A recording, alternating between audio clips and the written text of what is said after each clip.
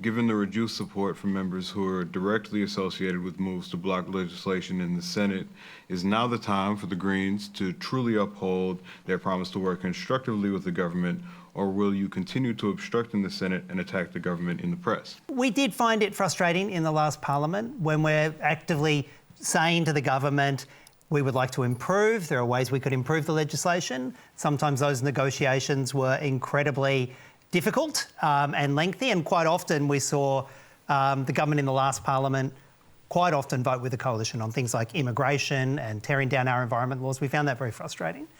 But we do think this should be a chance for the Parliament now.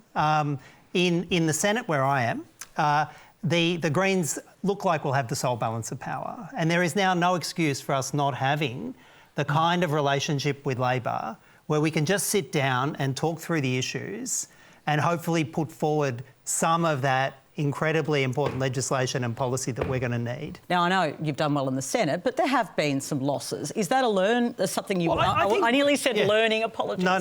But is that something that you see Patricia, as a lesson? I think we all feel the loss of Adam and Stephen and Rex, we do. But the Senate does have a job as the House of Review. It's our job to actually look hard at government legislation and try and push it in the direction that we think is going to deal with the climate crisis like it's a crisis. It's going to deal with the housing crisis like it's a crisis. It's going to deal with the equality crisis like it's a crisis.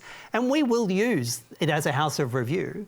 We will look forward to having as cooperative a parliament as we can. And who's your leader going to be?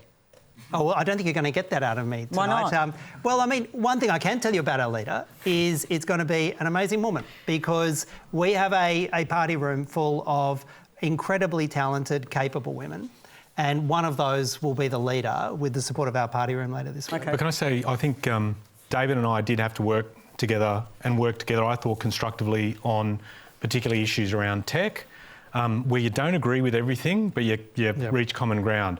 That wasn't always the case, though, and the most frustrating thing for us was around housing. Now, there's a difference between a David and a Max in terms of the way that was managed. And I know I'm conscious too, in terms of his obviously going through the process of dealing with that defeat, but there's something to be learnt about, we're all going to be bringing things we strongly believe in, right? But we've got to find a way through. From my point of view, and certainly from my colleagues' point of view, we've got to build more homes quickly, particularly social and affordable housing. Being held up on that for as long as we were was exceptionally unhelpful. It's not the standard, I think, across the board with the Greens based on my own experiences, but I think less of that, more constructive, and it's why I said at the start when you asked me the question about the Liberal leader, I think it's the same thing for the Liberal Party too. I get you've got your principles, your ideals and what you stand for, but we're all elected from different corners of the country to get the job done, and we should find a way to do it on common ground.